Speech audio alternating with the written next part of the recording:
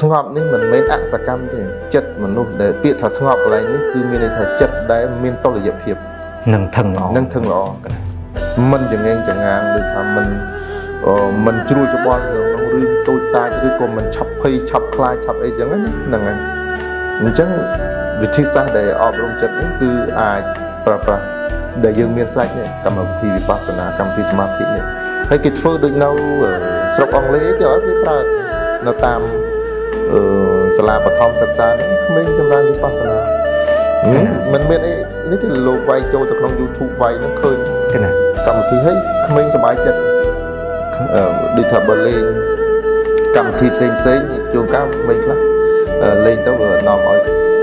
ផ្លូវចិត្តហ្នឹងมันសប្បាយពួកគេសុភាពទៅឃើញក្មេងថាសមាធិធ្វើឲ្យគាត់សប្បាយ